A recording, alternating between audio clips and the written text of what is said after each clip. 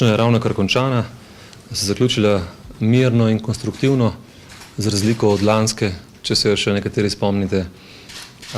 Delničarji so se seznanili z revidiranim letnim poročilom tako za Savo d.d. kot za poslovno skupino Sava. Seznanili se tudi z dejstvom, da je družba v letu 2011 ustvarjala čisto izgubo v višini dobrih 156 milijonov evrov. Če se jaz dobro spomnim, ste novinarji zelo pozitivno komentirali naložbe Save, recimo 3-4 leta nazaj. Takrat je imela Sava v portfelju A-banko in vsi ste na veliko pisali, rojeva se nova slovenska banka iz portfelja, ki ga ima Sava. Vsi ste pisali o veliki, dobri slovenski firmi Merkur. Kaj je gospodarska kriza prinesla? Je pač prinesla ne samo Savi, prinesla velikim podjetjem v Sloveniji, po svetu in je še danes, ki je problem. Tako da nadzorni svet je to tekoče spremljal, to vam zagotavljam. Hkrati so potrdili sklep o razrešnici upravi in nadzornemu svetu za lansko leto, s čimer so pravzaprav potrdili delo organov v poslovnem letu 2011. Morda se je pričakovalo drugače, tudi tako je bilo predlagano strani kapitalske družbe, ki je skupaj s Slovensko odškodninsko družbo napovedala tudi izpodbijanje sklepa o podelitvi razrešnic, vendar pa je to seveda dejstvo, ki je bilo potrjeno z veliko večino. Predlog, da se obstoječim nadzornikom podaljša mandat še v eno mandatno obdobje, ni bil izglasovan oziroma so o njem niti glasovalo. Izglasovani tudi 4 novi nadzorniki. To pa so gospod Miran Kraševec, gospod Roman Ambrož, gospod Tomaž Perše in pa gospod Rok Ponikvar. Očitno je šlo za predlog, ki je dobil kar 94% podpore na tej skupščini. Ravno zaradi tega kaže, da je bil takšen predlog skrbno pripravljen. Pri tem nas žalosti samo to, da ni predstavnika manjšinskih delničarjev. To pa je odraz seveda tega, da obstajata 2 združenji malih delničarjev, ki sta tokrat obe zbirali pooblastila.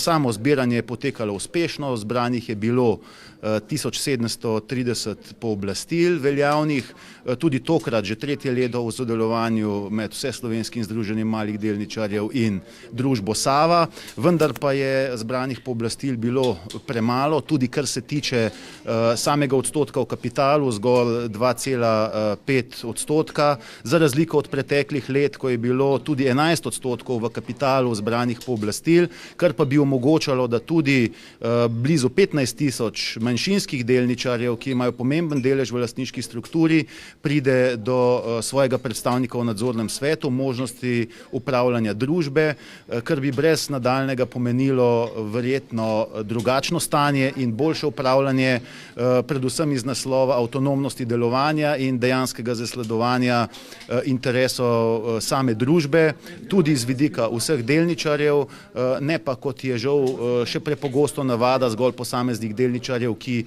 predlagajo in štejejo člane nadzornega sveta kot svoje člane po neke vrste delegatskem principu, kar je seveda v nasprotju z načeli korporativnega upravljanja. Približno slabih 400 milijonov evrov je konsolidirano Sava dolžna bankam.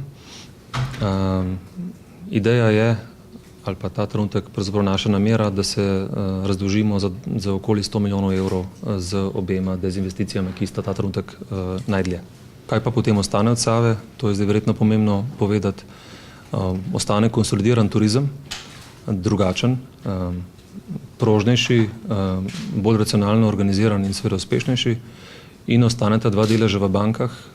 Tudi na sami skupščini smo razkrili, da je naša želja ponovno bila in smo obudili idejo o združevanju teh 2 bančnih inštitucij, torej A-banke in Gorenjske banke. To je bilo v preteklosti že poskušeno pred 2 letoma, kot veste, pa žal neuspešno zaključeno. Po drugi strani družba z novim nadzornim svetom bo, upamo, delovala v bodoče uspešno, kot se je nakazovalo tudi v zadnjem obdobju, za poskusi sanacije in reševanja tistega, kar je tudi spričo številnih klicev, ki smo jih bili deležni strani malih delničarjev tekom zbiranja pooblastil, da bodo lahko, upamo, v prihodnje bolj zadovoljni s tem, kako se odvija z naslova vrednosti njihove delnice, čeprav seveda razmere po tej plati niso posebej obetavne. Zaupamo v to, da bo nov nadzorni svet in pa uprava, ki je danes pokazala, da je resno zastavila z upravljanjem in sanacijo v družbi, pri tem uspešna.